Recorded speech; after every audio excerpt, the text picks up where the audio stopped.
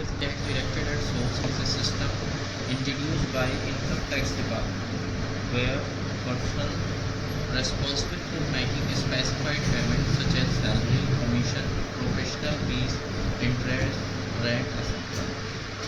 TDS क्या है? ये इनकम टैक्स डिपार्टमेंट का ही है ना। इनकम टैक्स डिपार्टमेंट में ही आता है TDS, जहाँ पर क्या होता है कि कोई पर्सन किसी सर्विस में जैसे कि आपका सैलरी, कमीशन या प्रोफेशनल फीस, इसका जब पेमेंट करता है, पेमेंट करने के बाद is liable to deduct a certain percentage of tax before making payment in full to receiver of the payment. तो यहाँ पर जो है 1% से TDS काट के पेमेंट किया जाता है। As the name suggest the concept of TDS इज to deduct tax at its source. Let's take an example of TDS. Assuming the nature of payment is professional fees on which specified rate is 10%. तो यहाँ पर जो है एक example मान लेते हैं कि कोई नेचर पेमेंट प्रोफेशनल फीस का है और उस पर 10% जो है आपका TDS डिडक्ट होगा। XYZ Limited makes a payment of ₹50,000 towards professional fees to Mr. ABC. तो यहाँ पर क्या है, यहाँ पर XYZ पेमेंट कर रहा है 50,000 का प्रोफेशनल फीस के अगेंस्ट Mr. ABC को, उसको पेमेंट हो रहा है ना। Then XYZ shall deduct a tax of ₹5,000. तो यहाँ पर जो XYZ है जब ये पेमेंट करेगा इसका ABC का, तो 5,000 रुपये डिडक्ट कर लेगा 10% के हिसाब से।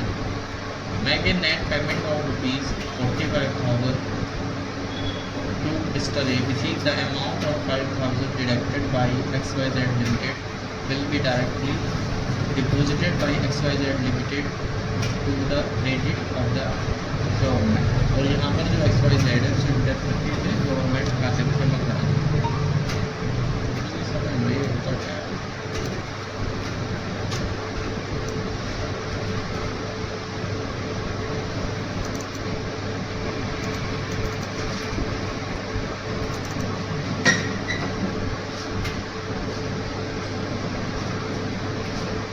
डिडक्टर और डिडक्टिव दो लोग होते हैं इसमें, जो TDS में बोलते हैं डिडक्टर और डिडक्टिव होता है।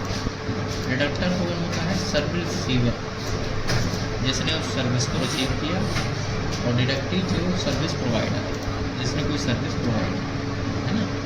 इसको आप बायर भी कह सकते हैं, उस सर्विस का और गुड्स का बायर भी हो सकता है, और ये सेलर भी हो सकता है।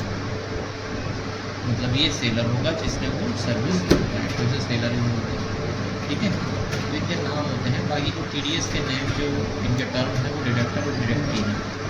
डिडक्टर उसे कहते हैं जो TDS डिडक्ट करता है, और डिडक्टिव वो होता है जिसका TDS काटा है, ठीक है। तो यहाँ पर जो ऊपर वाले एग्जाम्पल में जो डिडक्टर है वो XYZ लिमिटेड और यहाँ पर ABC, ये जो डिडक्टिव है, ठीक है। अब इसने 50,000 की सर्विस रिसीव की XYZ ने, और इसने 50,000 की सर्विस प्रोवाइड की, है ना। यहाँ पर ये जो पेमेंट करेगा ऐसे 45,000 करेगा और ये 45,000 रिसीव कर लेगा। इसका 10% के हिसाब से 5,000 रुपये का TDS काट लिया जाएगा, जो इसके लिए पेपर होगा जो ये गवर्नमेंट खाते में जमा कराएगा। और ये जो 5,000 रुपये इसके हैं ये रिफंडेबल होंगे, यानी रिफंडेबल के मतलब अगर इसके ऊपर इनकम टैक्स बनेगा तो ये उसमें एडजस्ट करा देगा, इनकम टैक्स नहीं बनेगा इसमें तो इसका जो है रिफंड हो जाएगा। रिफंड का मतलब होता है आपके खाते में पैसा आ जाता है पूरा। तो ये जो TDS जमा कराया जाता है 281 चालान होता है, उसके थ्रू ये TDS गवर्नमेंट खाते में जमा कराया, ऑनलाइन प्रोसेस है, उस तरह से वो डिपॉजिट हो जाता है। और यहाँ पर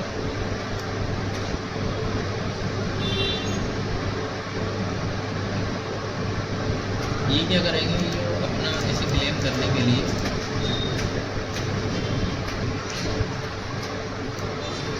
ITR फाइल करेंगे। यहाँ पर क्या करेंगे, ये ITR फाइल कर देंगे, है ना। ITR जो है फाइल करनी होगी। ITR इनकम टैक्स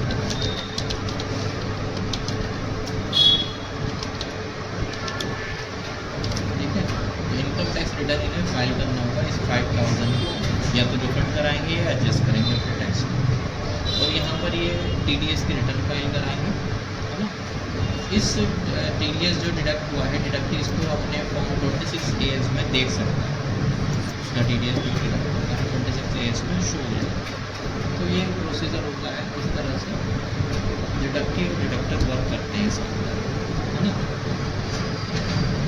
अब यहाँ पर ये जो मैंने फर्स्ट पढ़ा है, इसका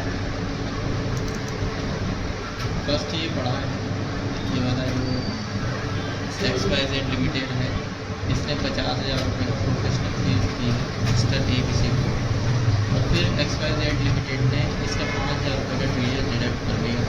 तो इसमें आपको एक एंट्री बतानी है, जनरल एंट्री, कि हम इसकी एंट्री क्या करेंगे, है ना। जनरल एंट्री आपको इसकी बतानी है, ठीक है। बताओ इसकी जनरल एंट्री।